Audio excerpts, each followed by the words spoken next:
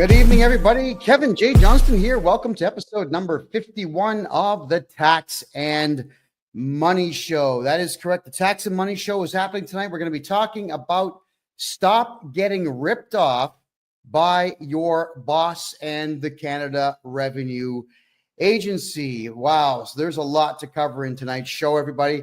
It's been an unbelievable time. I do apologize that we've had a few issues here with the PC not working properly, but I think we solved them all, and we're set to talk for the entire evening on some very serious problems. All right, I'm just going to come right out and say it. We have a serious issue in Canada, not just with the Canada Revenue Agency. We have a serious issue with a severe lack of manliness, a severe lack of masculinity. I'm gonna tell a story. All right, this has been going on for the last little bit now with a client of mine, and this client of mine is guy my age. I'm 53. This client of mine is just about the same age, and he is working for a company that he owns. That is correct. He owns his own business. The guy is a contractor. And as the contractor, he would be looking to purchase items from various locations and sell them to people. So what does that mean? When you're a contractor who installs floors for a living, you're probably going to go to a flooring supply depot. At least anybody who wants to make money would do it that way, because you're certainly not going to just make it up as you go along. You're going to go to the supply depot and you're going to buy what is what's needed. And in some cases, what you will be doing is working closely with the supplier. So let's just say, for argument's sake, I decide to go to Home Depot and buy carpet and then install it in someone's house and mark up the carpet, let's say 20, 30%, and then charge for my labor on that carpet. I'm going to make a couple of bucks. I am not working for Home Depot. If I went to Rona is the other big one in Canada, or Lowe's in the United States, if I went to any of those and bought carpet and installed it, I most certainly I would not be working for either one of those companies either. When you buy something from somebody, you don't work for that company. And if you choose to mark it up, that is entirely on you. You still don't work for the manufacturer of the carpet, and you don't work for the store that you bought it from. That's just how it is. And if, let's say, Home Depot or Aiken Heads or Rona or any of the other guys that are out there were to state that you do work for them, well, they're actually committing fraud, because money is going to be changing hands in some way, shape, or form if someone is lying and saying that you work for them when indeed you don't. What I mean by that is, if, let's just say, everybody watching this show right now, if I were to state that all of you were working for me and I was writing off your earnings as if you were working for me, I've got a tax benefit to that.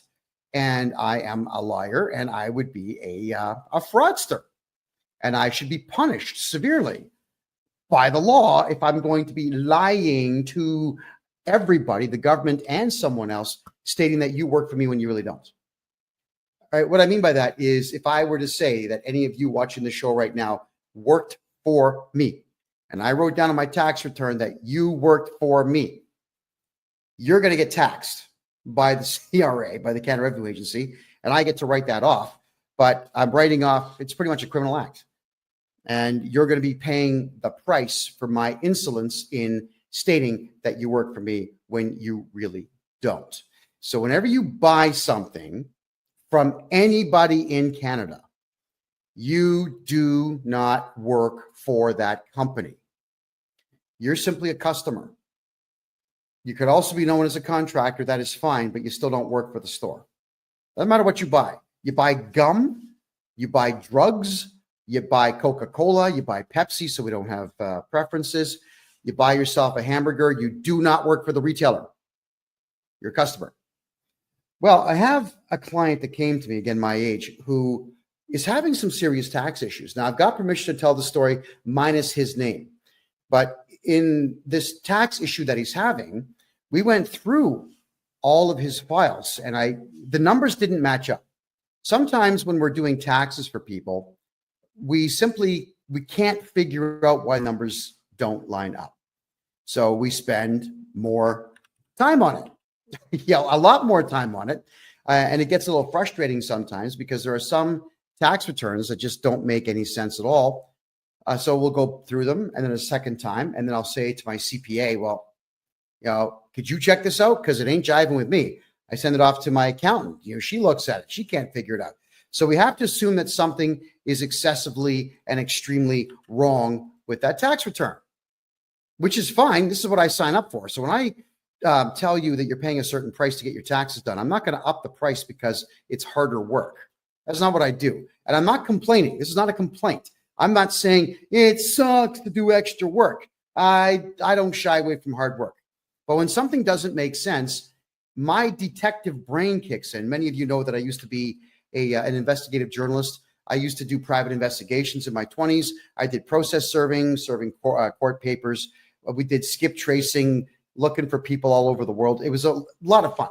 And I do have an investigative style brain. I'm always looking for answers where they may or may not exist. Well, we tracked down an issue for this client. And that issue was that this client was listed as an employee of a store that he has never worked for. And they had put down what are called a T4A. Now in Canada, not the United States, we're talking Canada now, when you are employed by somebody, at the end of the year, they're going to give you a T4 slip, which says, we are X company and John Smith works for us and John Smith made this and we deducted this much tax from John Smith and all the things that go with it. So that T4 slip is your employer snitching on you to the Canada Revenue Agency about how much money you have made. And when they do that, well, when you snitch on yourself, the only thing that the CRA is going to do is find some way to screw you and take your money. That's what they do. That's what these people, they're evil as hell. That's what they do. All right, let's go back to it now. The client in question has, for the last 8 years, gone to a place called Ritchie's, Ritchie. And for those who are watching here, I'm going to show you an image of it. This is the Ritchie's logo. They're out on the East Coast. They're in New Brunswick. And Ritchie's is a flooring supplier. That's what they do. They supply flooring. They have a lot of products in there. They're kind of like a Canadian Tire or who else would they be like? No, that's pretty much it. They would be like a Canadian Tire. For our American friends, a Canadian Tire is a place they usually have a mechanic shop and they have a whole bunch of mid-range, mid-grade stuff for sale. Sports gear, camping gear, stuff for your home and whatnot. It's all pretty mid-range. Well, that's what Ritchie's is. They've got a lot of mid-range stuff and they have some higher end stuff. This is another version of it here. And here's a couple of the clowns that run this place. My understanding of this Ritchie's store is with them functioning in first off, they're in St. John, New Brunswick on Rothsay Avenue. They're also in Moncton, New Brunswick on Plaza Avenue, and they're in Dartmouth, Nova Scotia. They got 3 locations. We're talking about the Moncton, New Brunswick store right now.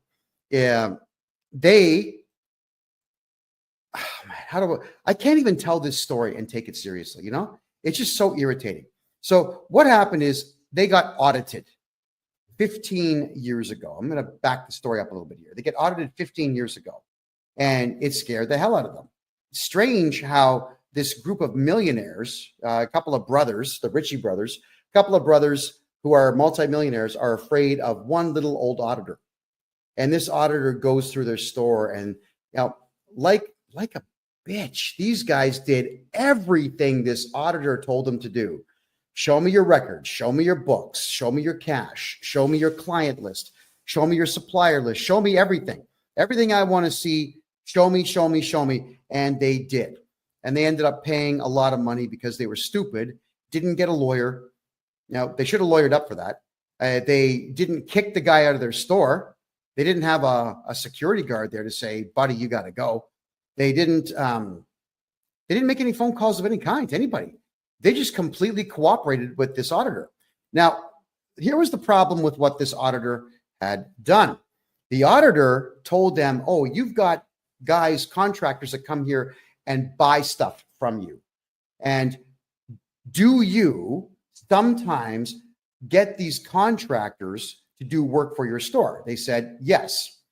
And then the auditor asked if these contractors work independently. Like, do they actually register corporations or register companies and just buy supplies from you and then go out and do the job? They said, yes. Now, the auditor lied at this point. The auditor says, well, if you have any contractors that are buying supplies, you need to put them down on what is called a T4A slip, which in Canada is the same as a T4.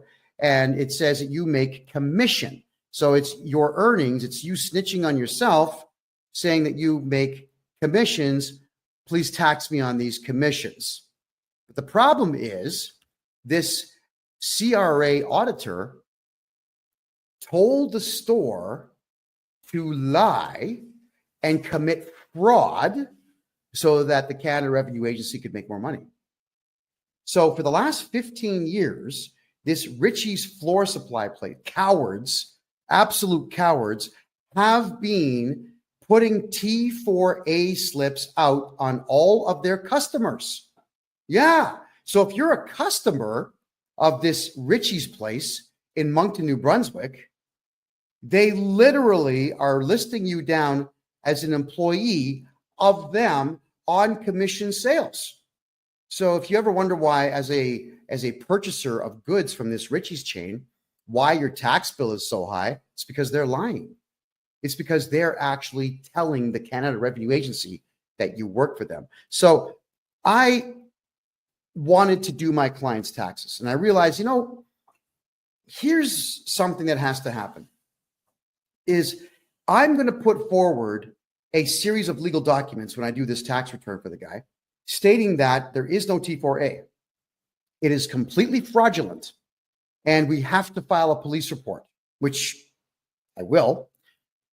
And I'm going to tell the Canada Revenue Agency, you cannot allow these T4A slips, which state that my client who's never worked for this store is going to be taxed by this store. Got to cancel them. Cancel the T4As. That's what the store has to do. So I made a polite phone call to this Ritchie's place, and I end up getting the name of Tracy Delahunty. Tracy Delahunty. And I make a phone call, and I'm very, very prim and proper and polite, and I just introduce myself as the tax agent and legal agent for my client. And I explain that we have a slight problem here, that there appears to be a clerical error. I never come out and just accuse people right off the bat. I say, we have a clerical error here. It would appear that you have mistakenly put down my client as an employee of your corporation. And I'm wondering if we could get that corrected, please. Boom. She just starts screaming at me, this chick. I'm not going to repeat all the stuff that she said, aside from the gist of the story, which is, we're not going to do that. We got audited. We're never going to get audited again because of you. We're not going to reverse that. We're not going to cancel the T4As. He works for us. I said, well, I'm afraid you're wrong. Well, it's the government. You have to do what you're told. Now, God knows how many times I've heard that in doing taxes for Canadians. Someone tells me that you have to do something because the CRA is the government and you got to do what the government says. No, you don't. You've got the right to remain silent. Anything you say can and will be used against you to either put you in prison or take your money. So shut up. Stop talking. So I explained, look, that's actually incorrect. And the T4As that you're issuing are, unfortunately, in your case, fraudulent, which opens you up to lawsuits. And when I cancel them with the CRA, you're going to get audited. They're not going to know why it's being canceled. So the first thing to do is they're going to call me to audit my client. I'm going to say, nope, you're not going to audit my client. Not now, not ever. So then they'll go to the store and they'll audit you and you've already cooperated with them before, you believe that you have to, so you're going to go through another audit. And when you've got a store that's equally as big as most Home Depots out there, the auditors will take their time. They'll spend weeks there. They'll cost you time and money and effort and irritation, because it is really irritating to have one of these jerks in your place, in your place of business when you're trying to do business. There's nothing worse than someone asking questions that are completely irrelevant to the task at hand. Now, with me, the task at hand is making money. It's making money. When I'm talking to clients, they're paying me for my time. We get them tax money back. They pay me for my services. I'm making money. My clients are making money. If someone's asking me to do something for them, like, I don't know, fold the laundry or do the dishes or whatever, that don't make money. So the answer is no. Well, occasionally I get phone calls from some branches of the Canadian government wanting to talk to me about my attitude problem.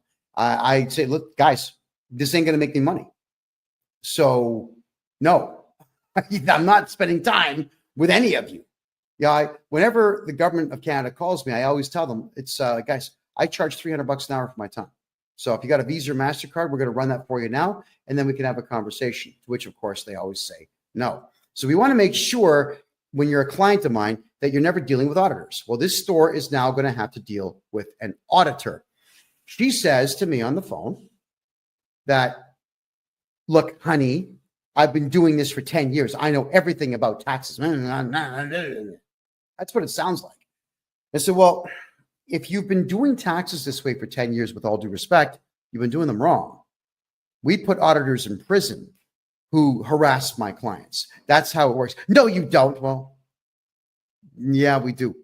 I'm a private investigator by trade. I'm a tax expert here. We hunt them down. We file charges. We make sure it goes all the way through. At the same time, we cancel the audit. So you don't have to put up with an auditor in the future at all. In fact, I can help you keep these auditors away. But right now, my concern is my client. I'm being polite.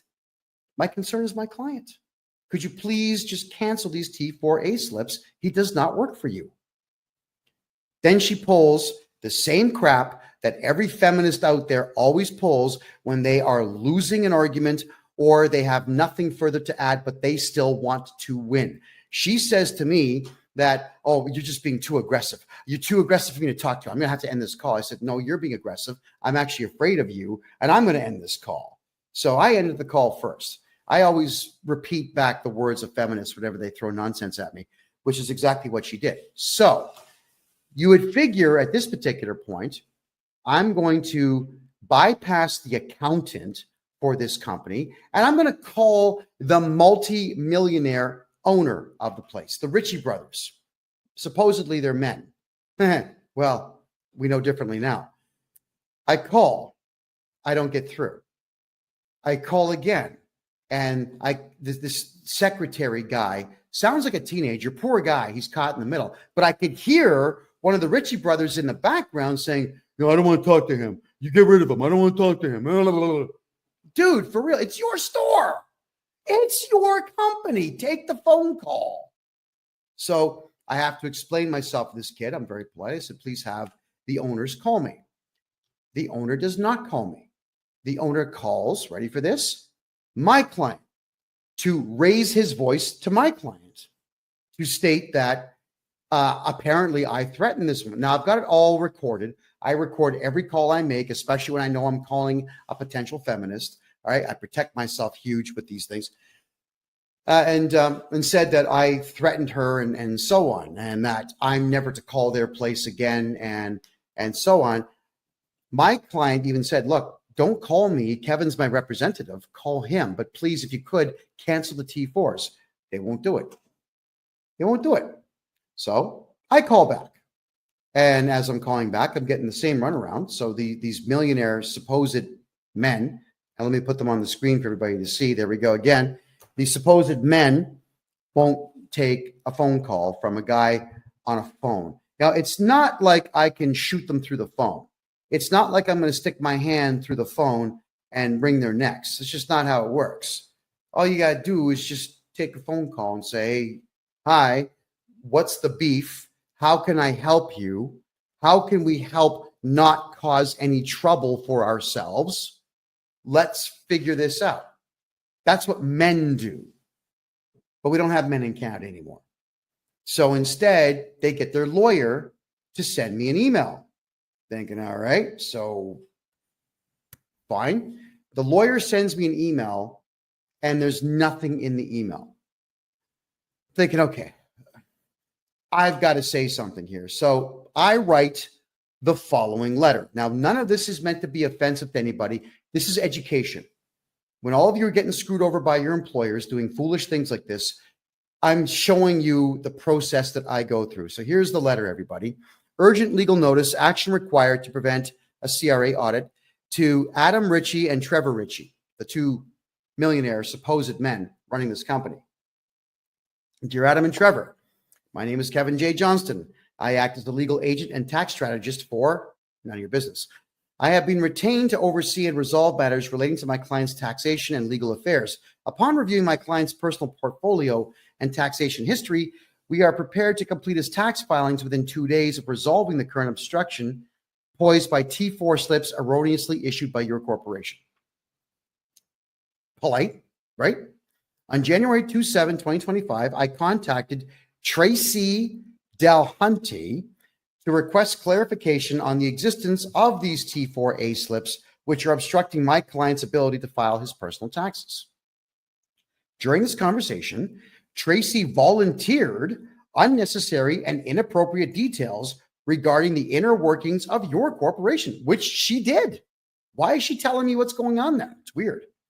Including past audits and fears of future audits, which she stated influenced her decision-making. She also incorrectly asserted that T4A cancellations were not permissible, demonstrating a fundamental misunderstanding of both bookkeeping and Canadian tax law. True story.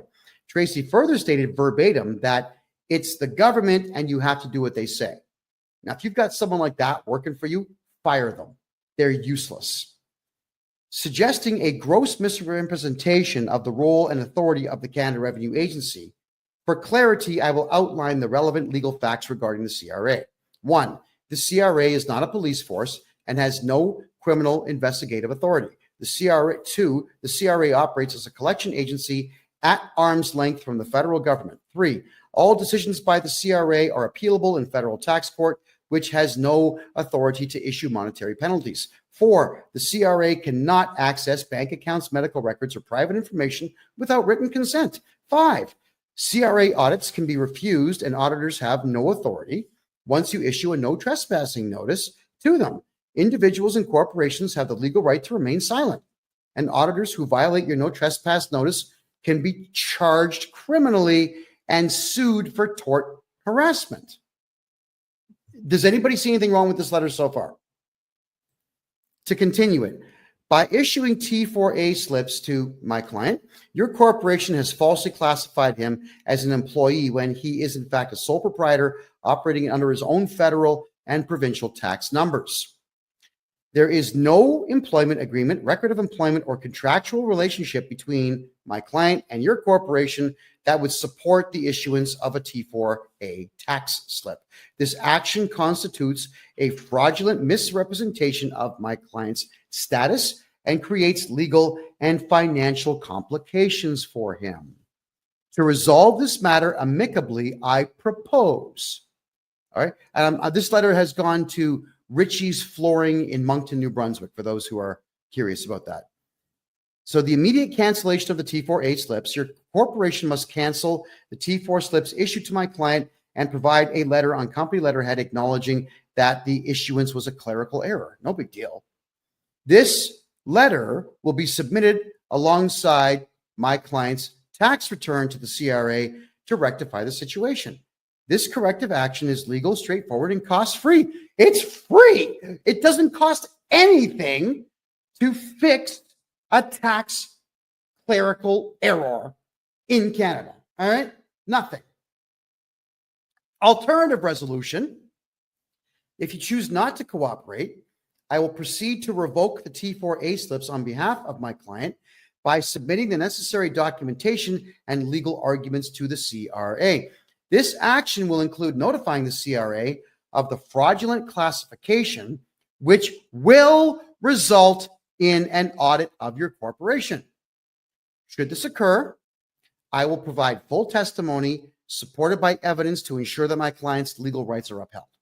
Because you got to remember, I don't care about Richie's. They're not my client. I care about my client, the nice man that pays me to do this. Let me be clear.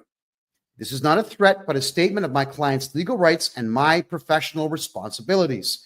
Additionally, I must state that Tracy's behavior has been unprofessional and unbecoming of someone in her position. If my client decides to pursue legal action for tort fraud, I have already committed to representing him pro bono, which means free. And I will represent him free of charge, because this Tracy woman, she really got my back up. I mean, most of the time, the average person has no capacity to get on my nerves.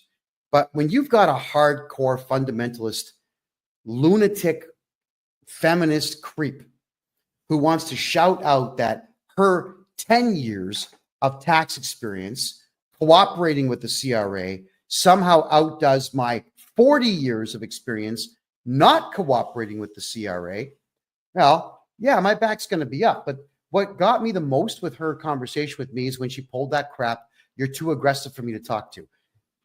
I wish we were allowed to slap people that said that, because that is just the most crass thing that you can say to someone. You may as well just admit that you're a loser and you have no capacity to debate. Surrender at that point. So here we are talking about Richie's, who doesn't want to be talked about. And I'm just getting started, by the way. So I tell them it's in your best interest and the interest of the corporation to resolve this matter promptly and correctly.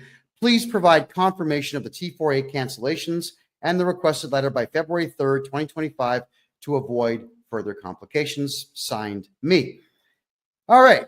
So again, you figure that the men, the brothers, these two names here, you've got Adam and Trevor Ritchie, Ritchie's Flooring. You figure that at this particular point, they would have the temerity, maybe, or just the bravery to contact me. You just say, look, oh man, this guy sent us a legal letter. He's accusing us of fraud. You know, why don't we call him and try to iron this out? That's the first thing I do. I try to iron it out. There's always a way to get things like this ironed out, but no, they've got stupid pride. Why? Because these two millionaire brothers apparently are beta cucks and allowed this feminist bookkeeper that they have get them in trouble. They sided with her. Fine, they're allowed to, but I'm pointing out that they're still committing fraud, whether they have silly pride or not. All right. So then their lawyer emails me again. And in this email, he's pretty short and sweet, but here we go. His name is Mark. You'll love this one, everybody. It's Mark D. And the last name is Tector. Mark Detector. Are you kidding me? That's this lawyer's name. He says, I am legal counsel for Ritchie's, and I have been retained in relation to the above noted matter. That was the letter I sent in. I have your email and letter dated January 29, 2025. I am reviewing your letter with our client and I am obtaining obstructions. In the interim, do not contact my client and do not make any further disparaging and unfounded comments against them or their employees. Regards, Mark Detector, partner at Stewart McKelvey Lawyers and Advocates. Advocates? I think he spelled that word wrong. I think advocate. Doesn't advocate have a D in it? I think it does. They forgot the D in their logo. The phone number is 902-420-3358. And he's got a cell phone number of 902-402-0101. All of this is going to be on freedomreport.ca afterwards if anybody wants to see it. And it's going to be on my website, KevinJJohnston.me. And you can read all of this nonsense for yourselves.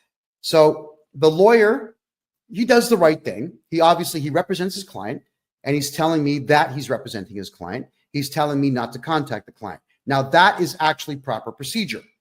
When you hire a lawyer or a representative or an agent, the agent is the one who speaks on your behalf. No big deal. That's okay. But to tell me not to make disparaging comments. Are you kidding me? If there's a beta cuck coward fraudster out there, you're all going to know about it. I'm not going to lighten my language and say, yes, we have a couple of males out there who may have made an inadvertent mistake, and they may have pride from old world, and that's impeding their capacity to make the correct decision, and we should forgive them. No, absolutely not. They are beta cuck coward fraudsters who have allowed a fraudster to run their accounting department, and they are defrauding dozens upon dozens upon dozens of hardworking contractors who are just customers. All right. So my reply, dear Mark, I wasn't going to put Mark Detector on this letter. Thank you for your letter acknowledging my legal demand. To clarify, I have no interest in engaging in discussions with your clients. My sole request has been explicitly outlined in my previous correspondence, and I expect it to be addressed accordingly. Right? There you go. Regarding any statements I have made, whether private or public, I am fully prepared to enter into a non-disclosure agreement, which is called an NDA, with your client, prohibiting me from making any future public statements about them from the date of signature forward, contingent upon their full compliance with my lawful and reasonable request. I trust this matter will be handled expediently. My name. Okay, nothing to argue with there. So what I'm saying here is that you have a couple of beta cuck fraudsters running this store, interfering with the tax return capacity of me, and literally lying to the Canada Revenue Agency about people who work for you that don't. And I'm going to tell the world about it. But had the lawyer read this letter and told his clients, hey, you know what? This big mouth, this big mouth from Canada that never shuts his big mouth, who's on the front page of every newspaper in Canada, will shut his big mouth, everybody, if you just cancel the T4As. I mean, if I was the lawyer, I would tell him, look, don't be a friggin' idiot. Just cancel the T4s and we'll draft the NDA and shut this guy up. That's fair, right? Well, not in Canada. You see, Canadians are not as smart as Americans when it comes to this whole NDA thing. Canadians have stupid pride. They get their backs up over nothing. And they always say, no, I'm not going to do anything he wants. Okay, fine. So I'm going to tell the whole world how much your company and you suck. That's my right. And I'm also doing it as a warning to all of you out there to pay attention to what your employers and your suppliers are doing, because it can really affect you negatively. So he comes back with this really short letter. Mark Detector tells me, we have now had an opportunity to review this matter with our client. The claims in your letter are without merit. Well, which claims? The claim that your client sucks, or the fact that the Canada Revenue Agency has no power whatsoever to force somebody to break the law? I mean, which one is wrong according to you and your client? So telling me that something is baseless, that it bothers me, not because I'm getting my back up. Lawyers are losers. Almost all of them are losers in Canada. They're not smart enough to get my back up. But the point is, this lawyer should have made a proper presentation to his client and explained it. He didn't. He comes back with this really short, terse, ridiculous nonsense. And now my client still doesn't have an answer. Again, it's my client. I care about my client. I do not care about this Richie's flooring supply shop run by beta cucks. So I had to send him a letter. I send him another one. Now, it's a bit of a lengthier letter, but it was necessary to send this because I must do everything I can for my client before we involve auditors of the CRA to penalize his supplier. Good morning. To the lawyer, Mark Detector. Good morning. I'm not entirely sure if you're actually doing your job or just taking money from your client. However, since everything I say has merit and your client is openly refusing to undo the fraudulent reporting that they have done, I will go ahead and trigger an audit against Richie's with the CRA, which is what I'm going to do. It is exactly what I'm going to do. Now, you've never heard me say that I'm going to cooperate with the CRA in any way. I'm going to cooperate with the CRA on this one. At this point, your client is fraudulently laying claim that my client is a staff member so that they can, ready for this, so that they can engage in higher write-offs, which I am calling exactly what it is, tax fraud. I will go ahead and have the T4As canceled without your client's involvement. And as much as I hate the CRA, I guarantee you I will cooperate with them fully to ensure that the audit against your client is extremely fruitful for the CRA. You should pay attention to Proverbs. I wrote an amazing one as I grew up in a country whose main export is cowardice. When you make a decision based on fear, it is 100% wrong 100% of the time. Tell your client, thank you very much for their time, and please wish them the best of luck with the audit that is coming soon. Should your client come to their senses, I won't be doing anything until Thursday of next week. So that's this Thursday, this Thursday, because I have other work to do. I'm not going to give you a deadline of any kind because I know your client is not smart enough to understand what a deadline really means. And thus you can count on this being our last communication unless you would like to talk your client into some sense and have them reverse their fraudulent way of doing business for my client only. All right? I don't care about the rest because they're not my clients. Also, without a court order registered in Bogota, Colombia, and Panama City, Panama, in those regions' proper courts, I will not be keeping my mouth shut. In fact, I plan to use your client as a case study in stupidity and an example as to why, when adults have fear, they fail. Letting you know in advance, I will ignore every Canadian court order that you get. Sincerely, me. Now, lawyers don't like it when you speak like this to them. So what does the lawyer do? He sends me a stupid letter. Here it is. Oh, not this one. It's this one. Please, mark detector again. Please see my earlier emails. Your allegations are without merit.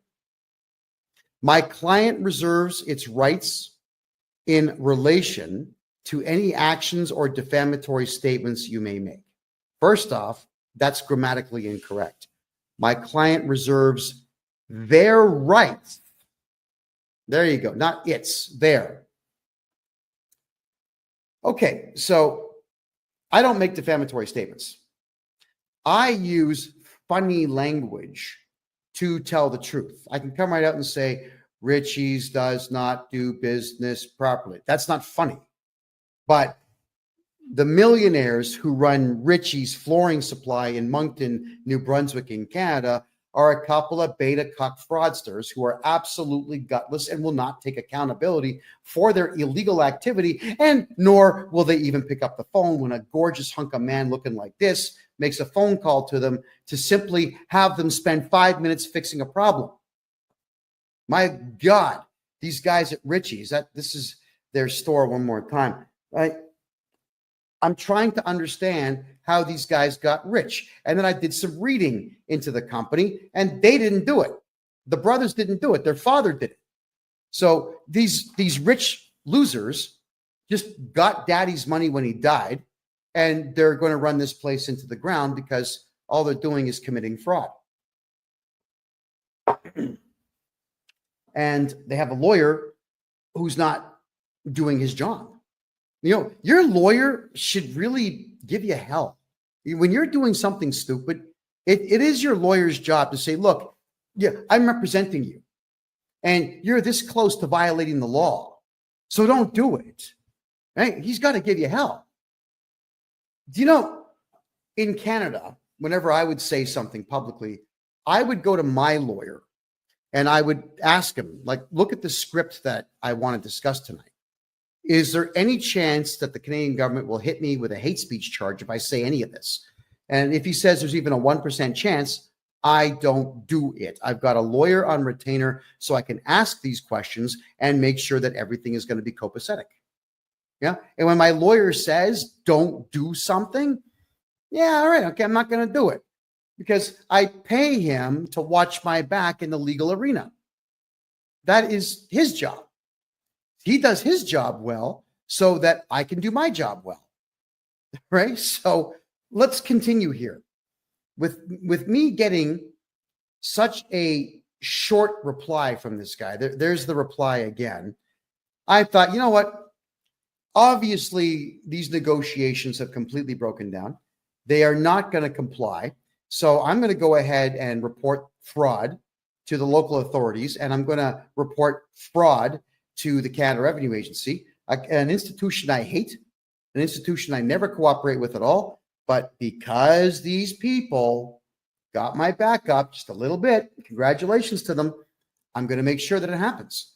And if I need to be on the phone with the auditor, explaining everything to the auditor about these people, I am going to do so. It'll be the only time the CRA ever gets my cooperation. So I wrote a letter. Now, this one is less professional than most of the stuff I write. By my own admission, it's actually quite snarky. It was designed to be irritating because this lawyer is essentially saying, we're going to sue you for defamation if you tell the truth about our client, which I don't care about at all.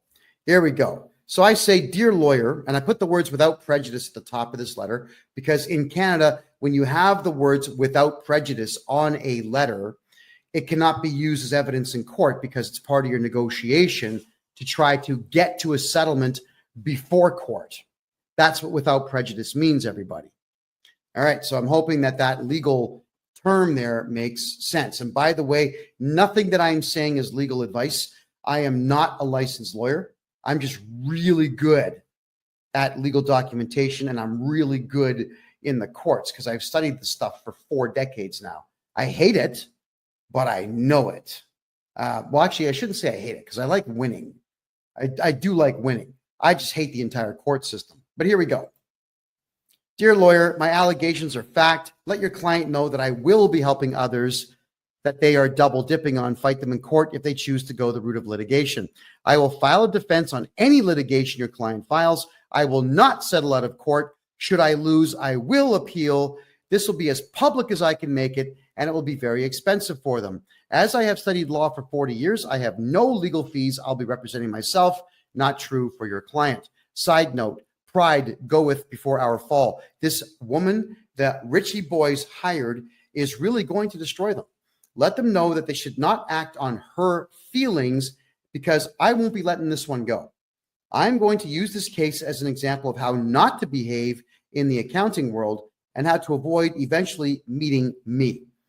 That dumb working for them is dangerous as she is really stupid but believes herself to be a genius. She should be flipping burgers, not stealing from the CRA. I am not an unreasonable man. So this stupid shit ends upon cancellation of the illegally claimed T4As and possibly T5 forms for my client and my client only. When this is done, simply email me with Richie canceled in the subject line, and I will never need to communicate with you again. I will fix my client's taxes and move on. Let the Richie boys know that this can be solved with less than 30 minutes of effort, and that it will please me greatly to have this done right away.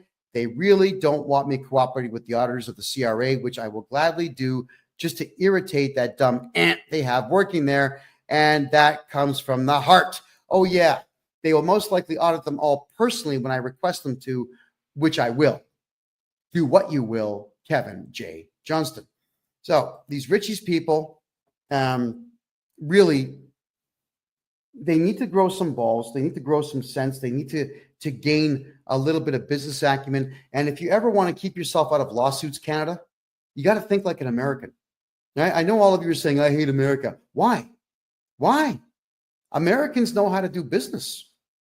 This type of thing would not come up in an American company. I've dealt with American companies thousands of times. And whenever issues like this pop up saying, listen, we got a problem.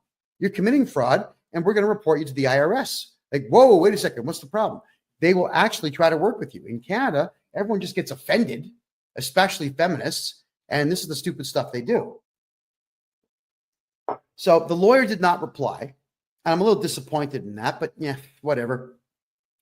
We did my client's tax returns as if he did not have a T4A form ever filed for him. And I am declaring in an affidavit, using all the legal knowledge that I have, to tell the Canada Revenue Agency that this stupid store, Richie's Flooring, is committing tax fraud. Now, here's the fraud, all right? Let's go back to the beginning of this story, where they got audited 15 years ago, and the auditor told them, if someone is buying supplies from you and they're a contractor, put them on a T4A.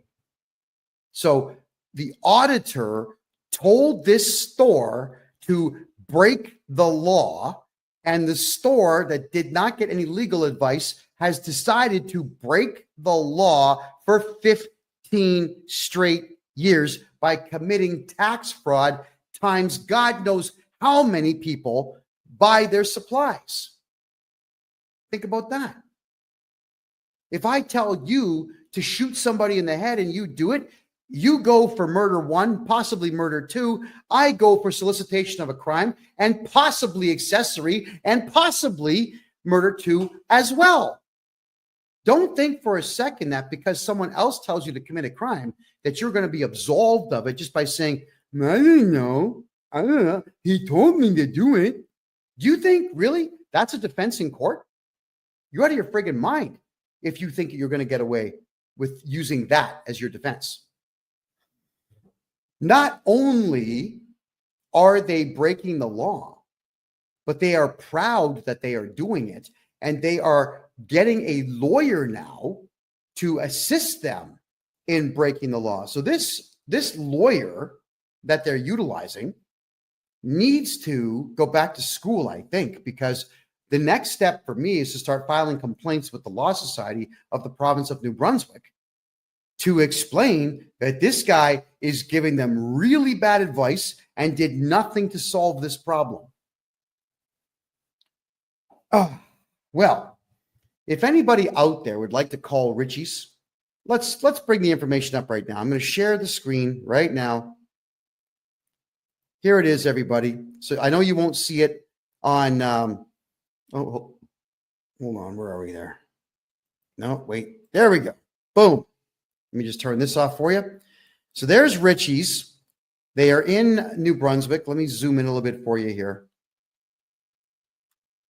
That's the store right there. Richie's Flooring Warehouse, 19 Plaza Boulevard, Moncton, New Brunswick. Okay, everybody out there who's watching on TikTok. Oh, sorry, guys. Is the audio better now? Is that a bit better for you? So everybody watching on TikTok, could you please put the phone number I'm going to dictate right now to you? 506 857 0400. All right. 506 857 0400. I'd like all of you to ask for Tracy Delahunty and ask her why she insists on committing fraud. Okay? Ask her. Don't be rude. Don't swear. Don't do any of this, but I need all of you to record these calls because stores that do this type of thing to people are evil. It is evil to do this, but we don't have to be evil. We just have to play the game the right way. So I'd like to ask you all, give her a call, Tracy Delahunty. Tracy Delahunty. Give her a call at that phone number and ask her to cancel T4A forms for everybody who is a contractor because it's illegal for them to double dip. Now, what do I mean by double dipping? Let me tell you right now. You see, these contractors in Canada, they're going to write an invoice. They'll write an invoice to this store for, let's say, $10,000 for services rendered.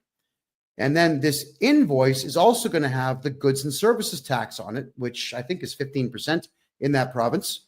And the store will pay them and they'll be able to write off that expense. It's a contractor expense. It's a contractual staff expense. But what they're also doing is using the T4A slip to write that off as well. So they get to write off the same guy's stuff twice Well, the guy who wrote the invoice is no longer able to use all the expenses he has to lower the amount of money that he's making on a job from this company. Think about that. So the store is double dipping, which means that the individual contractors get completely screwed on their taxes. Completely and totally screwed. So I need everyone to give them a phone call and ask them if they could please stop defrauding their contractors, and again, record the call. And if anybody gets anything interesting out of these people, because they like to talk, they will probably share information with you. Could everybody who's going to do this call, here's what's going to happen, okay? Either the funniest one that you record or the one that gets the most information. I'll play that one on the next show as a follow-up to this show, and you're going to get $100 of my own money. I'll send you $100 of my own money for being the winner, the one that gets the best stuff done. Now, I don't mean prank them. I don't mean phone them up and flush a toilet. That's dumb.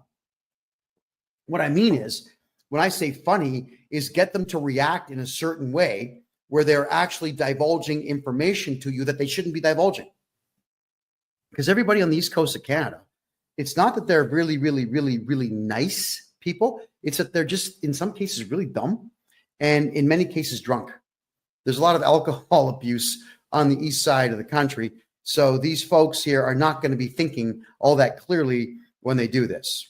Now, whilst we are reviewing this, don't call the lawyer yet. I don't want that done yet. But if this lawyer is going to be extremely unreasonable, I will deputize everybody here next week and then have you call this lawyer and record those calls. Because the only thing I want, the only thing I've asked these people for is to cancel the T4A slip so that I can do my client's taxes legally, properly, efficiently, and today. Right? Now, I'm going to do my client's taxes anyway. I'm not waiting for these people. I will do them anyway, and I'll be putting forward the letter to the Canada Revenue Agency explaining that this place is committing tax fraud, and the CRA, they'll be all over it. And when they call me asking, would you like to bear witness? Would you like to assist us?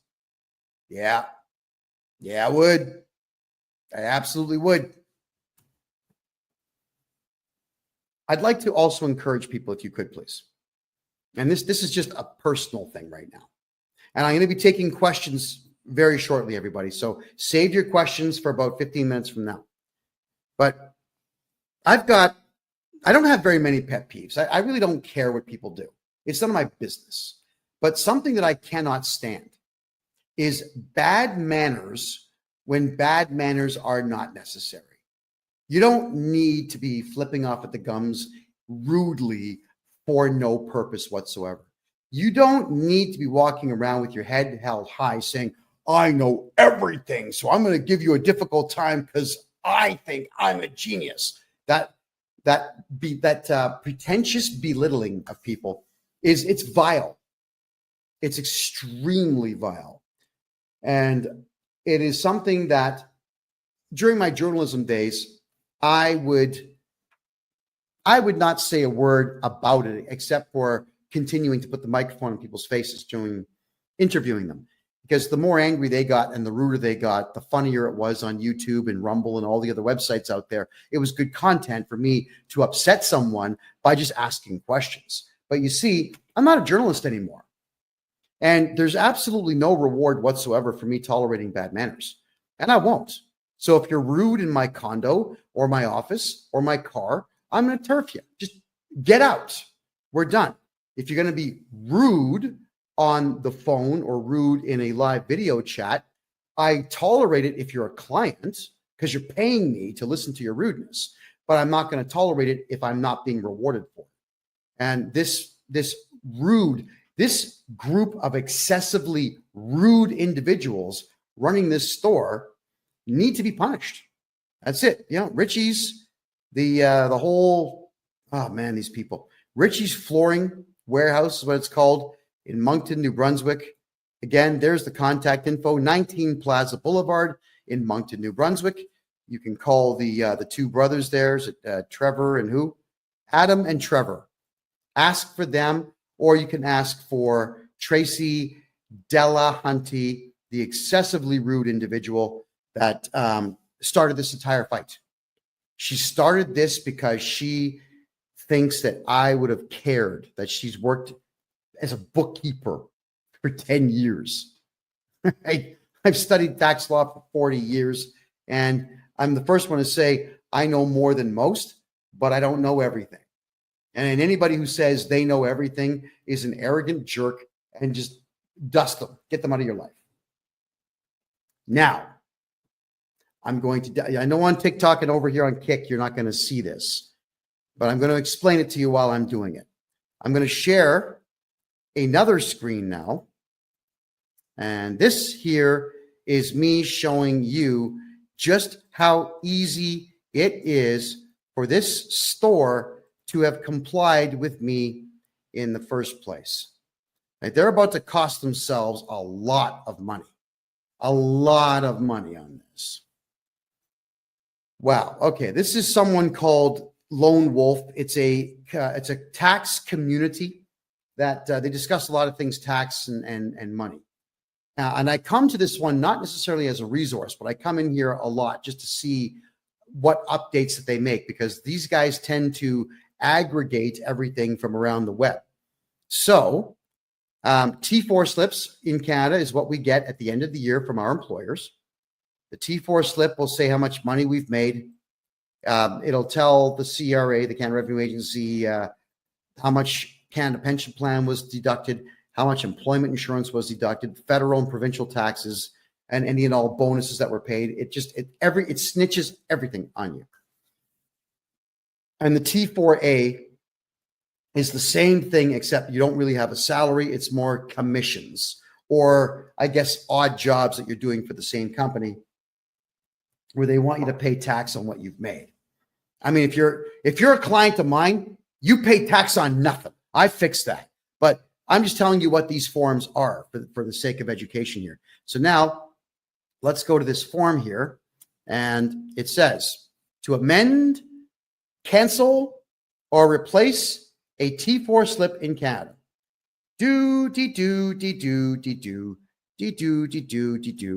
Cancel a T4. Detailed steps. I click on it. So if you're preparing a T4 and you have any tax software at all that interfaces directly with the Canada Revenue Agency, you go to the top right corner where it says amend. You can click on the original, amended, or you can cancel it. You use this mouse and you cancel it. That's it. And then look at that, everyone. It'll actually say canceled on the T4. That's not even 5 minutes. That's 30 seconds. That's all it takes to cancel a T4 or a T4A. And I cannot believe that these crazy fools over at Richie's Flooring want to commit fraud and tell me how difficult it's going to be for them to cancel these T4As that they are illegally imposing upon people who don't even work for them. There's this merry band of losers. I really hope that this cost them customers. Thanks, Joseph, for the hat. I appreciate that. I hope this cost them a lot of customers, because you just can't do this. All right. Maybe what we should do is talk freely now about one of the many reasons why I left Canada. For my American friends watching this show, I'm a Canadian citizen, born in Toronto, raised right next door in the city of Mississauga, which back in the 80s was a phenomenal place, and I wouldn't give you $5 for the entire city now. It's a dump. It is a dump. All right. I left Canada because you really cannot get anything going in Canada. It's very difficult to do business there. The taxes are out of control, unless you know me. The other problem, though, is Canadian arrogance. It's unprecedented everywhere in the world except for one other country out there, and that would be France. French people and Canadian people are arrogant to the nines. They think they know everything, and they act like they do, and they cannot wait to tell you how offensive they find you. You know, that doesn't make money. It's like Canadians are afraid to make money. Yeah. I swallow my pride when there's money on the table. Yeah. When I'm not sure you guys ever saw that show. It's called Hardcore Pawn. It was that guy Les with the slick back. He's bald here. He's got slick back hair. Him and his son and his daughter run a pawn shop. I think the place is probably closed now. But in Detroit, cameras would follow crazy people going into this pawn shop, and it's just nuts the way people would behave. But this guy, Les, I loved him on the show because he always told the truth. Hey, I see money on the table. You've got my interest. I want to make a deal. And I'm the same way. There's money on the table. I want to make a deal. Oh, what's that? You're asking me to fix a clerical error so that I don't have to spend $30,000 on a lawyer? Sir, have a seat. Let me get you a cup of coffee and let's fix this clerical error. And we get it fixed. And we shake hands. And I walk him out the front door politely. Why do I want to get my back up? If I'm going to get my back up, I'm not going to make money. Right? But if I keep calm and cool and collected, I will make money. Now, one thing that Canadians suck at more than anybody in the world is customer service. Customer service is absolutely the biggest key thing. I got an incredible speech from Rob Ford.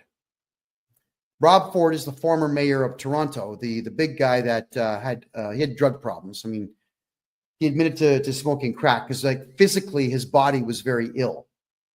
And his maniac brother, Doug Ford, is now the premier of the province of Ontario. But Rob Ford, he gave me a big speech about customer service. And he understood it well. And the way he explained it to me was it was genius. He handed me a business card. He says, I'm the mayor of Toronto. Here's my home phone number. Okay, thank you. People would call him wanting to get something done. So he would go through every message. He had a Rolodex. He showed me all this. He had a Rolodex where he would put everybody's name in and write down the problem. He would call the appropriate people, send the city staff member out to get it fixed. He would call the person back and say, did the pothole get filled? Did your fence post get replaced? Is the electricity back on? This is what this guy would do. That's customer service. And he's a politician teaching the world about how important customer service is. It is important. Return emails, even if you don't have an answer. Make phone calls, even if you don't have an answer. Return faxes, return letters, return whatever it takes. With me, I go through my client list, and even if I don't have the job done, I just call my client and let them know, listen, we had a delay because I'm looking for some information. We put a request in for it. We're not going to have it till Thursday of next week. I'll be picking up your file Friday of next week. Is that okay? Just people want to know that everything's going to be okay. And if you are a good customer service person who actually cares about their customers, you're going to do just fine. Serve that shit out of your clients. Serve the hell out of them, because if you don't serve your customers, someone else will. The Americans get into business to make money. They are there. They're pounding the pavement. They want to make cash. With Americans, it's a complete revolution of goods. Get the goods in the store, get the goods on the shelf, put the sale price on, get them out the door, make the money, replace everything tomorrow. Canadians are, and the boxes are here. I'll do it tomorrow. Some customers in the store right now. But that's the way Canadians are. And when you're like that, you're going to lose. Just like this Richie's place is losing. And I'm going to make sure that they lose a lot, because that feminist stunt that was pulled on me, that really got inside. I don't dig that one bit. You're too aggressive for me to talk to you. Don't ever say that to me. That is the wrongest thing to say when we are in the middle of exchanging information, and all I'm asking for is for you to do one thing that's free, that will alleviate you of stress and me of stress. Just freaking do it. Don't argue with me. Because here I am telling the whole world how horrible this Richie's flooring place really is. And I'm using them as an example for all Canadians out there to understand that you cannot let people like this walk all over you. You can't. So contractors, if you're a contractor in Canada and you do any contract work at all, nobody legally can give you a T4 slip or a T4A slip saying that you work for them when you do not work for them. So if you need to, you sue them. Sue them. It's tort fraud. All right. You can ask for money for that. You can ask for additional money called punitive damages to punish them. And you can even say, Your Honor, I'd like you to charge this person with fraud. Now, you probably won't get that one, but you'll get some money. So you got to pay attention to what's going on out there, everyone. No matter what, because we are in really awful economic times, especially in Canada, because the world is a mess, because most countries in the Western world have got massive amounts of unfettered immigration, bringing in the worst of the worst from around the world who have completely destroyed our culture and our way of life and so on. I get it. Everybody's stressed out. But instead of rising to the occasion, everyone's just fighting with each other. I'm not going to fight anyone. I'm not fighting tax people out there. I'm going to compete with them by offering a better product than they do and by fighting for the rights of my client base. Just like this store should have got their lawyer to say, hey, CRA, you cannot instruct us to break the law, and we are not going to lose any customers for you. So get lost. You can say these things. You've all heard me on the phone many times talking to auditors and various employees of the Canada Revenue Agency, telling them, like, guys, you got no power. We're not going to cooperate. Don't go to my client's place. You're going to get charged. We can say these things. But Canadians don't do that. Everybody in Canada would rather live in fear than just do that one little bit of work to make sure that you're not going to be screwed over. And that is to scrutinize everything and then call the perpetrator out who's harming you. Got to do it. No one's going to do it for you. Nobody. Okay, so let's have a quick peek here at some of your questions now, everyone, because I know there's some questions here. Canada has such potential but bad leadership. That's absolutely correct. But Canada also has a bad attitude. Canadians have had it too good for too long. That's one of the biggest problems here. Country was too prosperous, way too prosperous for its own good. From 1948 to 1994, money on every street corner, money everywhere. When the rest of the world was failing, Canada was succeeding. So Canadians got way too comfortable. Decadence is not good for human beings. It's just not good. So I'm hoping that we never get to a point where we have nothing but leisure time, because human beings become worthless with leisure time. And we've seen now what's going on. Everybody's scrambling and just ripping each other off as opposed to trying to be better. All right. Is there a function for people to use with process to push forth accountability in terms of ministries? Yes, there is.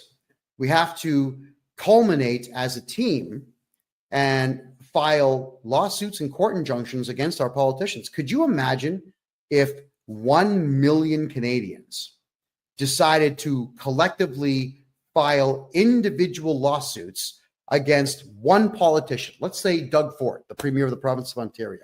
If we had, there's 14.5 million people in Ontario, the province itself. What if 1 million, not even 10% of the population, filed a lawsuit against the guy individually? You'd bankrupt him just in the defenses. He'd have to spend over $100 million just filing defenses plus the legal fees. He'd be bankrupt. You could take his house, take his car, take his money. Yeah, we can do these things. There's a way to go to any courthouse anywhere in Canada and file criminal charges against these people. It's called laying up private information. Why do we not do these things as a society? No one's going to do it for you. So stand up, get off the couch, go get it done. Go do these things. Absolutely, we can. All right, I'm going to have a quick peek here at some of your questions. Okay. Am I live? Yes, I'm live. It is currently 10:15 p.m. Eastern time on the 18th of February. Thank you so much for asking. I see some questions here now in the Rumble room. Boris N65, you just ordered a 60-minute call. Excellent, Boris.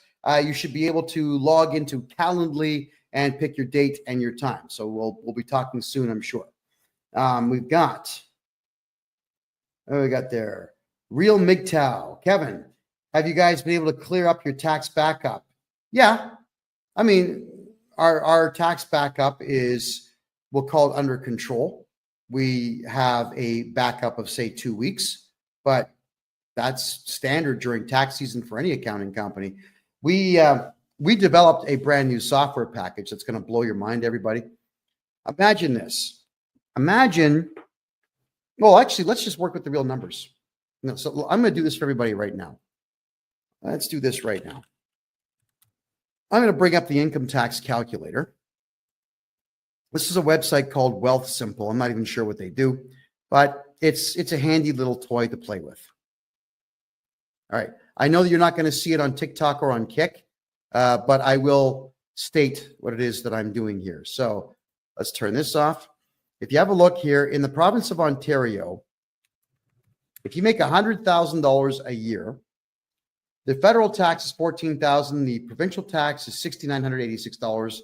Canada Pension Plan and EI, which is employment insurance, ends up being $5,105. So on 100K, you're losing $26,136. Now, what bothers me about this is when a corporation is filing taxes, what they've got to do is they have to take the CPP, the Canada Pension Plan, and the employment insurance, and they have to match that.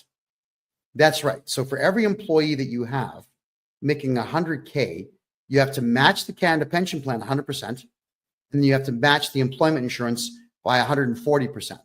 Wow. So the rough number, if you look at it right now, the rough number is going to be about $5,800 per person per year that you have to spend for nothing. It's infuriating is what it is, because the Canada Pension Plan is going to be empty by 2032.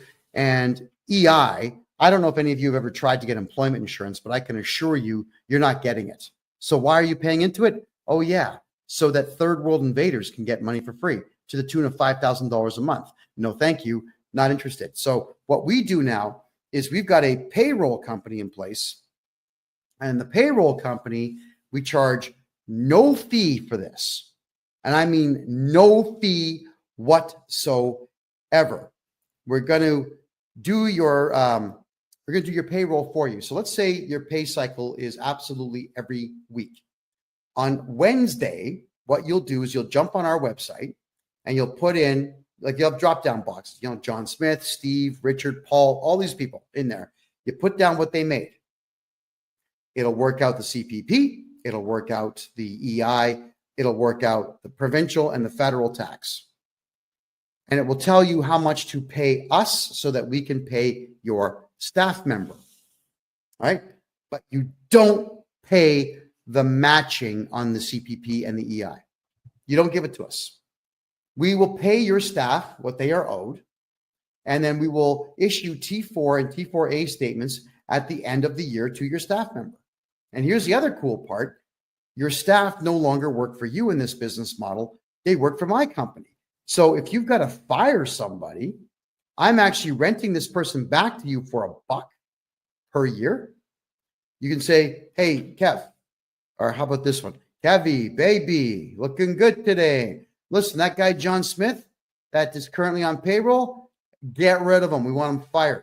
Okay, good. I make a phone call. John, listen, I hate being the bearer of bad tidings, but you got to go. You've been fired, and here's your severance pay. Here's your final paycheck. Thank you very much for your service, and good luck to you in the future. And this way, they cannot go to the labor board about you or you or you. They have to go to the labor board against me. And I can assure you, especially in the provinces of Alberta and Ontario, They don't want to deal with me because I drive them mental.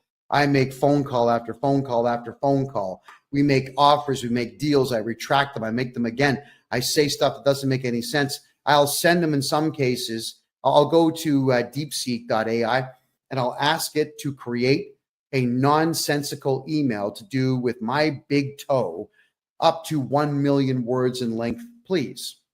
And it'll do it. So I copy this 1 million word story about my big toe, which I'm sure is really not that interesting to read, and I'll copy and paste that in there. Now, and then I'll do it a second time. And then I'll ask DeepSeek to maybe change the story a bit and send them that. I hate the labor boards. So you want someone like me watching out for you, not breaking the law in any way, making sure that the law cannot be used against you because all the onus is on me. Laura Lee's asking, how do I pay you for a consultation?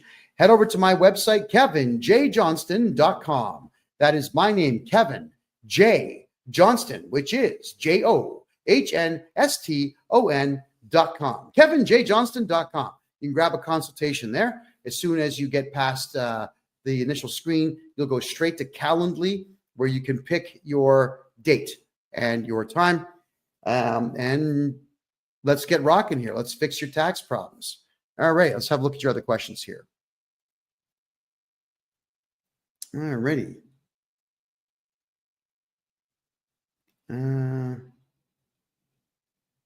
All right, guys, I don't really want to get into politics. All right, so for everyone who's asking me about politics, I'm staying out of it. I did my last political show on the first Tuesday of 2025. I don't care anymore. I had a lot of fun. I did a political podcast for 7 straight years. And we cost a lot of politicians a lot of money. I thoroughly enjoyed my time. But I'm a tax guy now. I'm enjoying taking money away from the Canada Revenue Agency and giving it back to the people. So don't call me Robin Hood because I don't look good in tights. Just call me, I don't know, call me a hate-filled maniac for hire, because I am, when it comes to these CRA people, I am a maniac. I can't stand them. I hate them with all my heart. So I go to town on these idiots, and they don't like it. And they typically back down because they have absolutely nothing that they can do to stop me from doing what I do best, and that's irritating people. And my mother always used to tell me, son, you could irritate Jesus. Now, and when I said thank you with a big smile on my face, that was not the response she thought she was going to get. But that is a compliment, and it is extremely true. What's the best province in Canada for business? Suppose it's like, well, what are you doing? If it's prostitution, it's British Columbia. If it's drugs, it's Quebec. If it's drugs, the second place one would be Ontario. If it's drugs, third place would be British Columbia. If it's drugs, fourth place would be Alberta. But if you're looking for which province has an economy that's growing, the only one is the province of Alberta in Canada. All the other ones are shutting down. Everyone's leaving. Everybody is leaving. Yeah. I do taxes for people in Quebec. And Quebec is unlike every other province in the country that works on admiralty law. Quebec works on civic law. And civic law means that the province can do whatever it wants. And they do. They do whatever they want, which means the province of Quebec has their own provincial taxes, which are ridiculously high in comparison to the rest of the country. And they've got such ridiculous rules about property tax and whatnot that nobody in Quebec is making money. So everyone's leaving. They're all going to Alberta.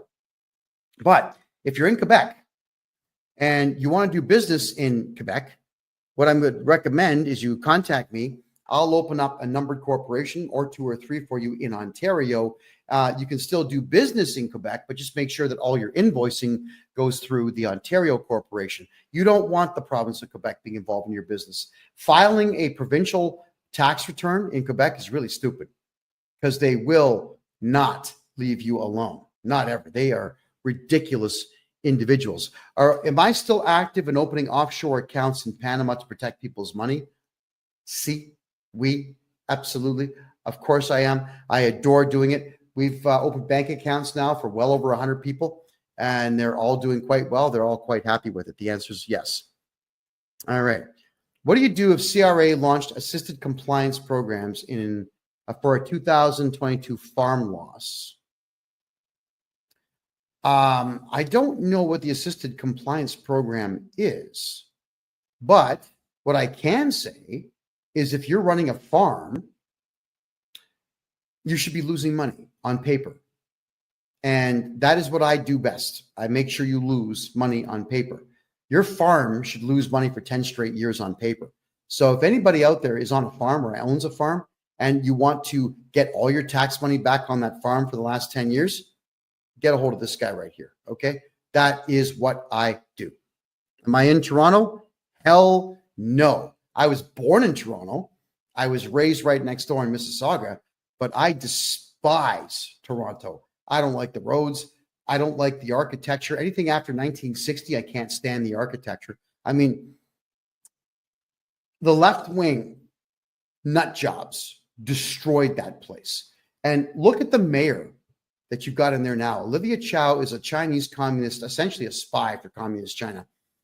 And when I saw her dancing almost completely naked in some feather outfit to show the world how sensitive she is to the far left politics, I'm thinking, yeah, Canada, the only thing that's going to save you is revolution. A violent overthrow of your government is the only thing that'll save it. When you've got that type of trash in charge of the biggest city in the country. And when I say biggest, I mean biggest by a lot. It is more than double the size of Montreal, which is the next biggest city. Double the size. You can't have trash like that being the face of your city. But Canadians, you voted for her, and you're not throwing her out. So for me, the odds of me stepping foot inside of the city of Toronto again are zero. Zero. Unless, I know it's a joke, but I'm kind of partially serious. Unless some Kazakhstani terrorists showed up and said, hey, we got this nuclear weapon here. Here's the key. The battery still works. Would you like it? I say, well, sure. Just make sure that you can ship it to Front Street in Toronto, right? Beautiful. And I would clack it. I'd set the timer for 3 hours. I'd leave town. I know exactly what hill I would go to watch the mushroom cloud go up and just smile. I don't even smoke, but I'd crack out a stogie and I would just watch. I hate Toronto. I loved it as a kid. It was an incredible place in the 80s, even up to the early 90s. Now, it's just a dump. It is a dump. It doesn't matter that it's got big screen TVs everywhere. What does that matter? All it's doing is selling you stuff that you don't need. It's not like there's jobs in Toronto. It's not like it's a place you invest and make money. The condo market is completely dead in that place. Nobody can afford housing, and the taxes are the highest in the country by a lot when it comes to anything to do with the home. Food prices are 5 times the price they were in 1988 in Toronto. Why would you want to be there? You know, Panama City, I'm in Panama City, the capital of Panama. The subway system here is better than Toronto, faster than Toronto, cleaner than Toronto, and it's only 35 cents to jump on the train. 35 cents a ride. Tap your credit card, walk through the gate, get on the train. No violence, no strung out drug users sleeping there, no homeless sleeping in there, nobody picking on you, no one throwing things at you, nobody crapping in the corner. There's none of that nonsense here. You pull that stunt in Panama, the cops will work you over. You know what I love about the cops here is that they actually are really pleasant people until you screw up. And if you screw up deliberately and they identify you as deliberately committing a crime, they break out the old tonfas, you know, the billy club with the L shape, they'll crack you one. So don't be a criminal here. And I think Panamanians have got the message that it's not wise to be a crook here. And as a result, everywhere I go is safe. So Toronto, be damned. Not interested. All right. That's a good point, sweet guy. You're saying capital gains are 66%. That was actually not passed in the House of Commons. That was not passed in any legislature whatsoever, but the Canada Revenue Agency has chosen to do it anyway. Completely illegal. But if I'm your tax guy, there is no capital gains on anything that you do. I eliminate that capital gains garbage. It's gone. You got to get a hold of me. How do you save fees and taxes on the RRSP? I'm your tax guy. If I'm your tax guy, gone. I'm not going to tell you my secret because I'm the one that invented it, but it's legal. You want your RRSP taxes gone? Call me. What they're talking about there, folks, it's called the Registered Retirement Savings Plan. This was something that every TV network and radio station in the country before the internet was pushing on Canadians. I know because I fell for it too when I was a teenager, where they say, put some money into it every year, you get a tax break.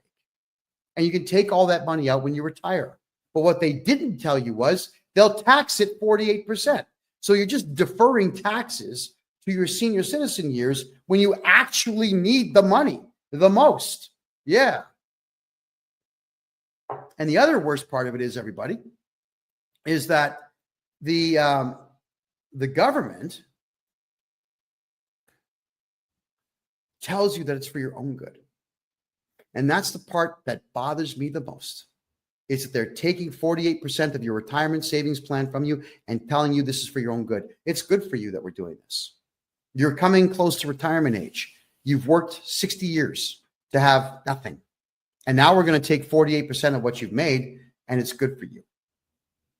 No, it's not good for you.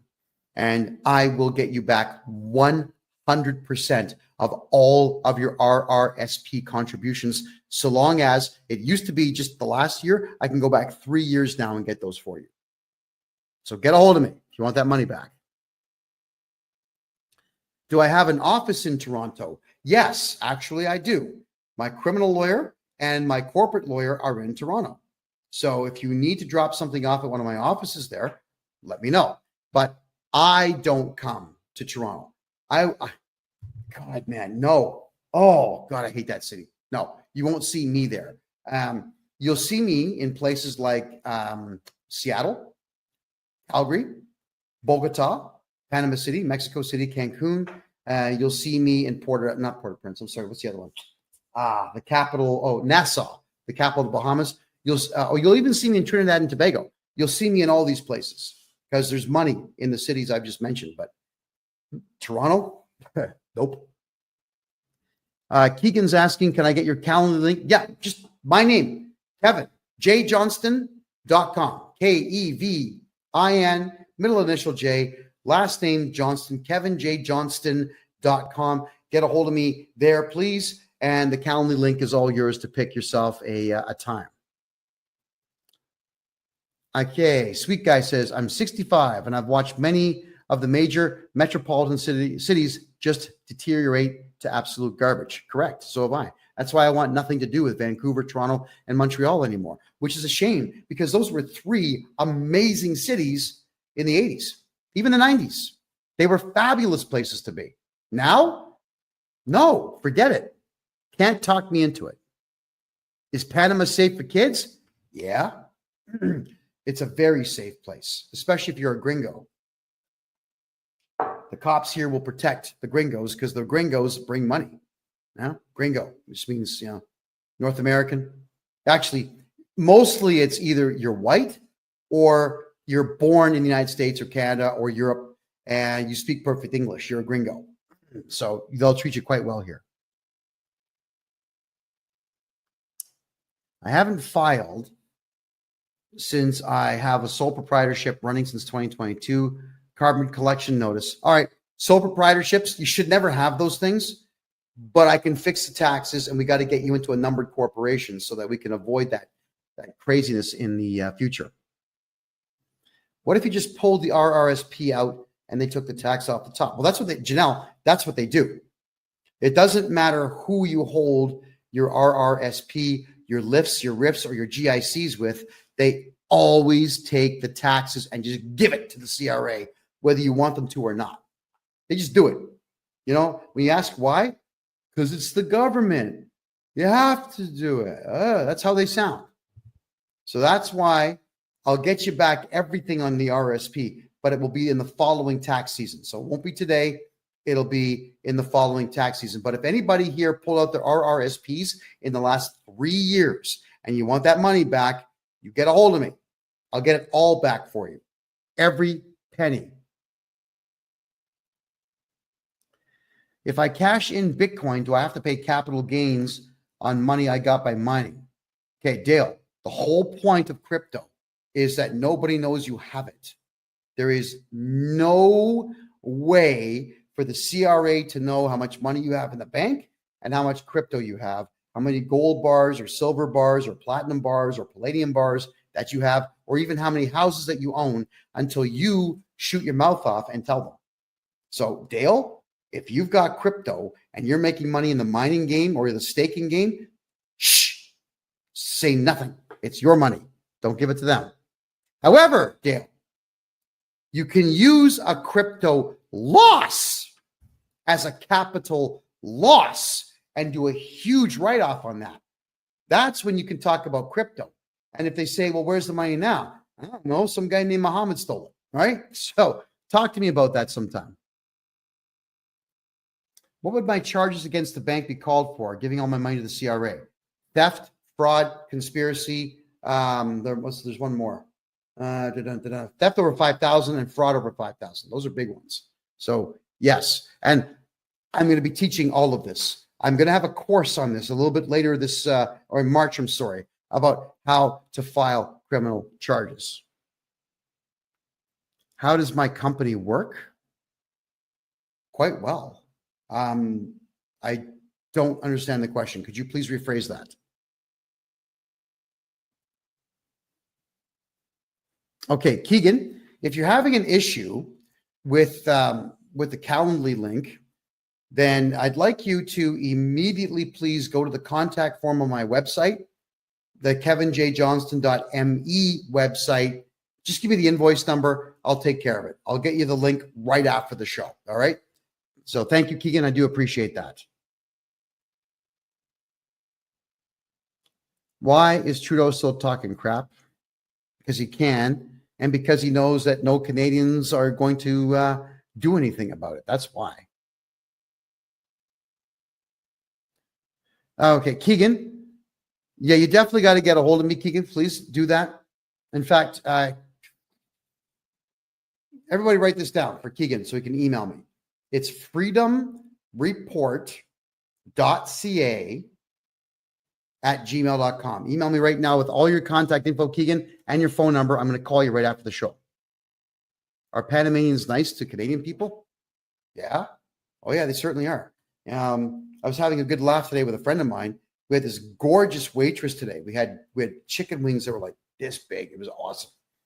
And I just said to her through the Google Translator, "You're gorgeous and I want to marry you." So she just types back saying, "Okay, but you got to get me a ring right now." So, I'm searching my pockets looking for a ring, and she's laughing, we're laughing the whole bit, and she's going to be cooking me dinner this coming Saturday. So, the ladies here are fabulous. People here talk to each other. People here have a good time. It is remarkable how easy it is just to strike up a conversation with somebody. Mostly through Translator. I've got these really wicked earbuds now that I stick in. I give them one, and it translates in real time. Yeah, it's like the Babel fish from the Bible. It's amazing. People in Panama are awesome, guys. You'd love it down here. I love it down here. Okay, Clap. If you're talking about the banks breaching fiduciary duties and breach of trust, that's not a crime. That's civil.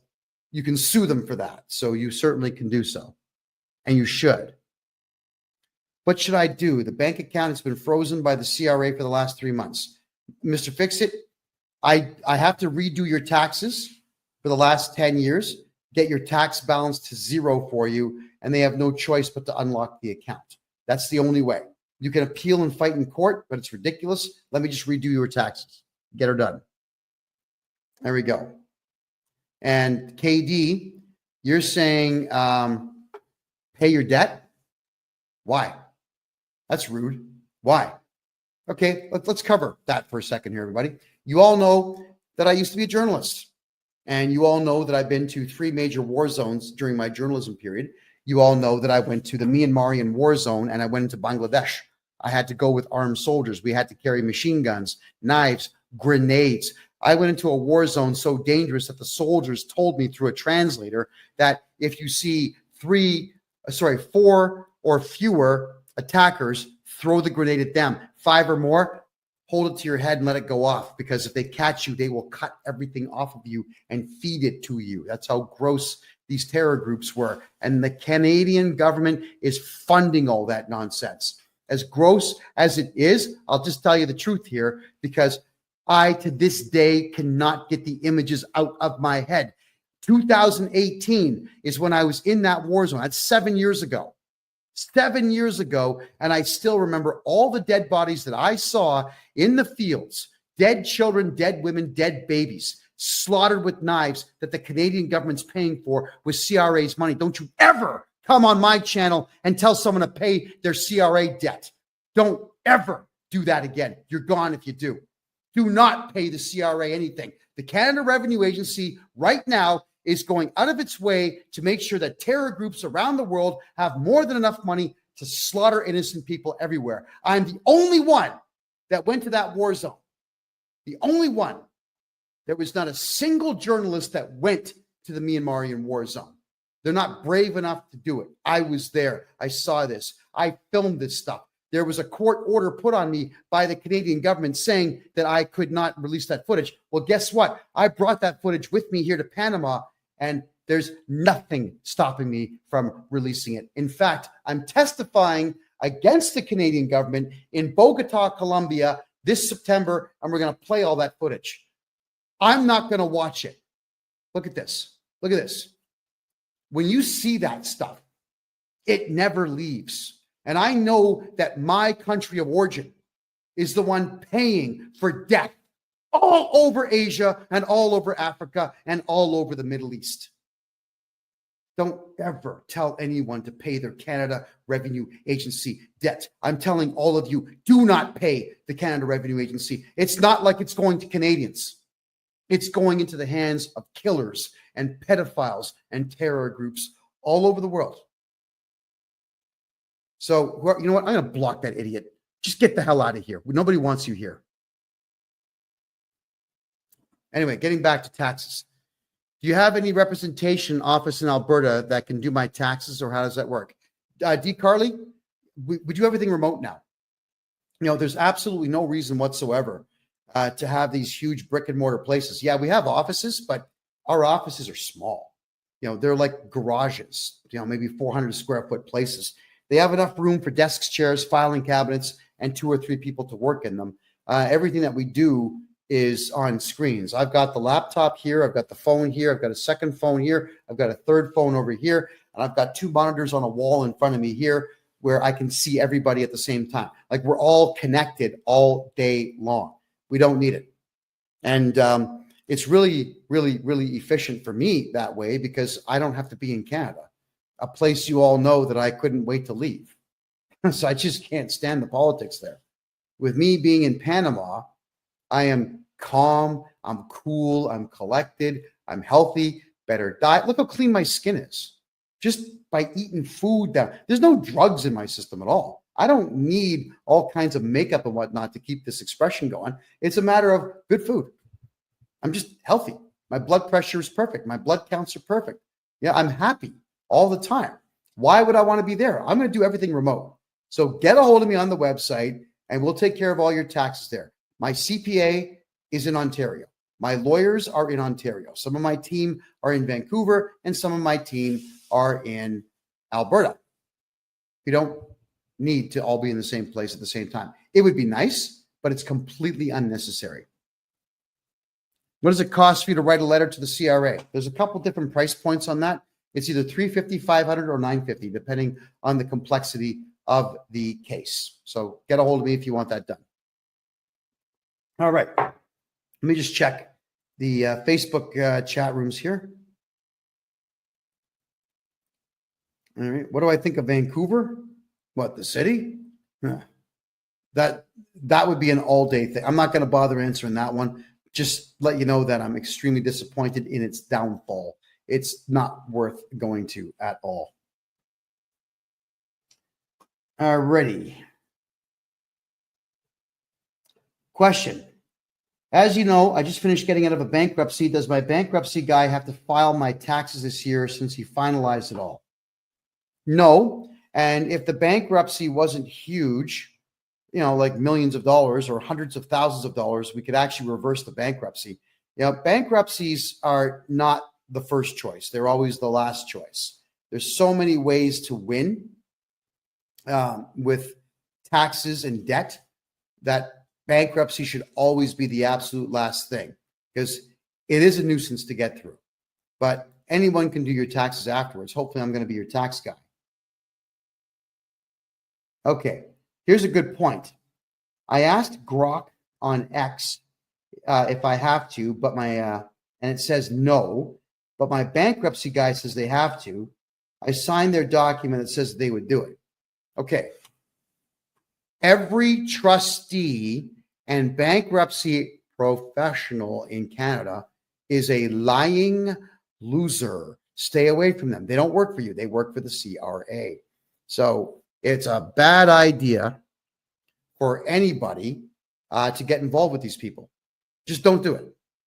And as for consumer proposals, bad idea. Why? Because it doesn't improve your credit rating, and you still owe the money. The idea of doing something like this is not to owe money.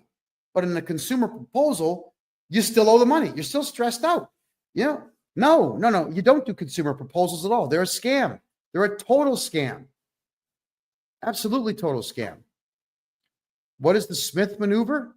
Something that doesn't work as well as you think it does. And that would be an extremely elongated thing to talk about here. It's not something that I can answer, even in the last 10 minutes that we have here. Do I do living trusts? Yes. Here's the way that we do it. On the low level here, you have numbered corporations. Corporation A owns your house, holding company.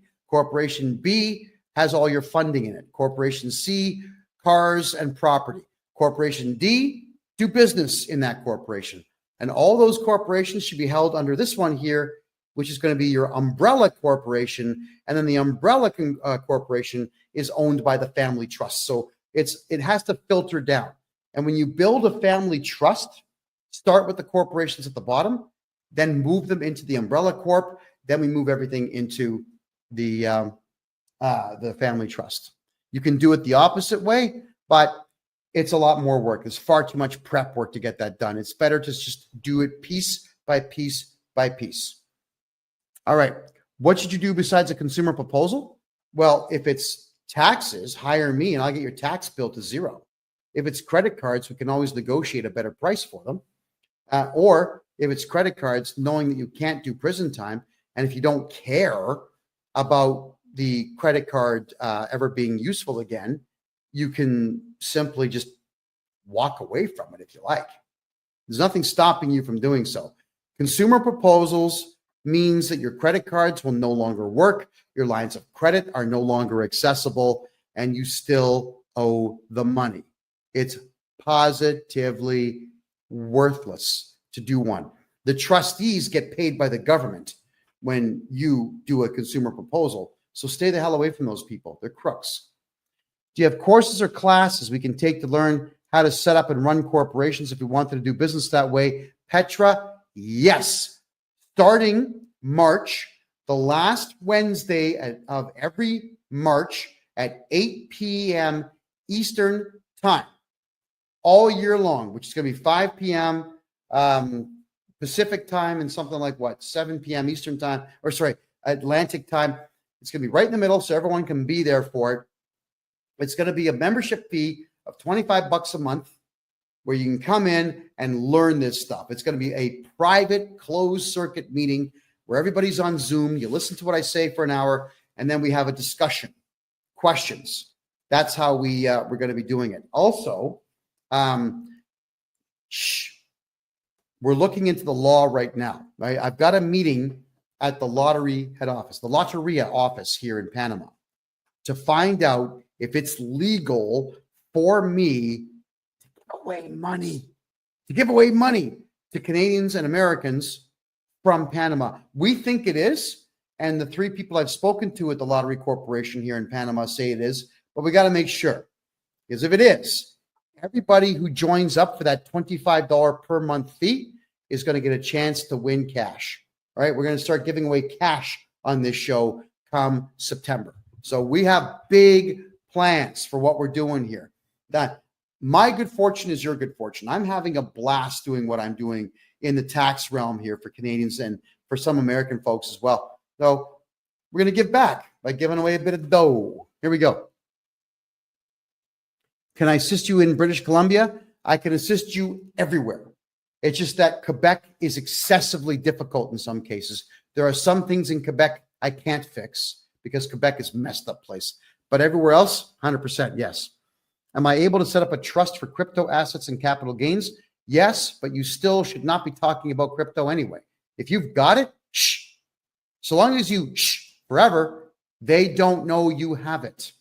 And if they call you and say, well, we're going to audit you, you call me and I get rid of the auditor and I ban them from communicating with you ever again. And if they do communicate with you, we charge them criminally. Just if you have crypto and gold and silver and stocks and bonds and debentures, and if you've got dividends coming in from investments all over the world, just shut up about them. Stop talking about what you have and you're going to be fine. All right. Keep it. It's yours. The CRA didn't earn it. You did. All righty. Next. All right. So Petra, yeah, you'd love Panama. This place is absolutely remarkable. I'm excessively happy here. D. Carly says, my wife received CERB in 2019, didn't do our taxes for 4 years. Now we've got huge penalties. Okay, D. Carly, I'll just redo your taxes for those 4 years. The reason that they put penalties on is because you didn't do your taxes, and they know that if they just guess and throw a big number at you, that's going to be your incentive to get your taxes done. So let me do your taxes and I'll get your tax bill to zero because that's what I do. If we need to cash out crypto, what do we do with it? Take the money and run. Shh, quiet. Don't say a word. How do you think the CRA is going to know you cashed out crypto? Do you think that they are looking at everybody's crypto accounts? Do you think that the Canada Revenue Agency even understands what crypto is and how it works? They're idiots. They hired 30,000 diversity, equity, and inclusion losers from crappy third world countries with intelligence quotients of less than 75. These people know nothing. Keep your crypto and keep quiet about it.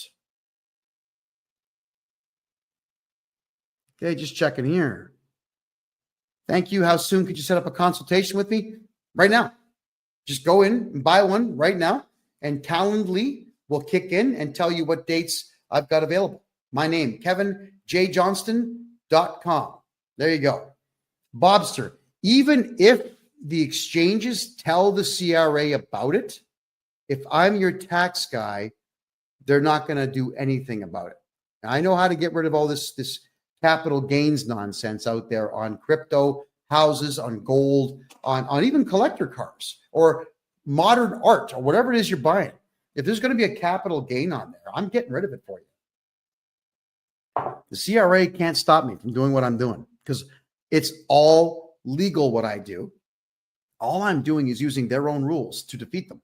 And they don't like that because they throw all these clauses of the Excise Tax Act that they're relying on. So I throw back 3 times the number, all of them that suit me. You know, too bad.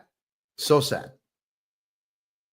I need to hire you permanently for my personal taxes. How do I get in touch? Bobster, my personal website. Yeah, don't communicate with me on social media, please. I don't have time. But I've got a video that's just about to break 400,000 views on TikTok. And this video has something crazy like 950 comments on it. At least it did this morning when I checked it out. I haven't read a single comment. I don't even know what's there. I don't have time to go through social media. So hit me on my website, please, KevinJJohnston.me. That one's got the contact form for you, and you can simply communicate with me there. I'll get back to you as quickly as I possibly can. If I buy my house, am I going to have to pay capital gains? Not if I'm your tax guy. Absolutely not. There's no such thing as capital gains if this guy is your tax guy. Alrighty. Now we're down to our last 4 minutes here, everybody. So I'll take a couple of more quick questions here, and then we'll draw our conclusions for the night and part ways for another week. As always, this show is going to repeat itself on Thursday night. It will repeat itself live all the way through until the following Tuesday. So on Rumble, you can always watch the repeat of this show. It plays for four straight days after we're done. And for those who miss the old podcast, the old political podcast I used to do on Wednesdays, two of my co-hosts from the old show have decided to create their own show. It's called The Lounge. That's every Wednesday at 8 p.m. Eastern time. They talk for an hour, maybe two, about politics. And one of them, Ed Janusek, is in Argentina right now. And he told me that I would need to deliberately blind myself before I go because the women are so beautiful that you might walk in front of a bus not paying attention. Good for him. He seems very happy in Argentina. There we go. All righty. Thank you, Keegan. I appreciate that. D. Carly says, we've done our taxes and now we're paying a $35,000 bill to the CRA. Can I help? Yes. I'll get rid of it. I'll get rid of that tax debt. It's not even a debt. It's just a number they made up. Right? That's the thing with the CRA. They just make stuff up. Assessments and reassessments. It's a guess. It's a wild guess. They don't know what you owe. They just lie to you. It's all that they do. All right, everyone. We're going to draw our conclusions here. We're down to our last 2.5 minutes. In Canada, everything that you put on a tax return is voluntary. It's completely voluntary. The only mandatory thing that you have to do in Canada, and even that is only a suggestion, is you fill out a tax return. If you don't know your numbers, fine. Put your name and social insurance number at the top, sign the bottom, don't put any numbers on it, and mail it in. And now you have met your legal obligations. The CRA will assess it, but then you contact me and we can appeal it, and then we can do your taxes. All right? We want to make sure that each and every one of you knows your rights. And you've got the right to remain silent, so don't talk to the CRA. Have me become your tax guy and your legal agent so that I talk to them and not you, because they're always fishing for information. That's just how it works. The CRA knows nothing about you until you tell them. Because like I said earlier, they've got a bunch of morons working for them. They are not intelligent people at all. In fact, they all hate each other who work for the CRA because they've taken 100 different cultures and threw them all in the same offices and said, here you go, get along. Well, we know that doesn't work. So let them argue with each other and let us do your taxes for you so that we can get you back everything that they've taken from you. All right, so get a hold of me, folks. Joseph, thank you for the rose. Greatly appreciate that. My name's Kevin J. Johnston, everybody. I am formerly a journalist, and I am now Canada's #1 tax guy. Yes, I am Canada's biggest mouth. This yap never stops moving, and it always is going to tell you the truth as I know it to be about taxes, politics, money, finance, commerce, the whole 9 yards. Yes, I do live in Panama City now because I can't stand communist Canada.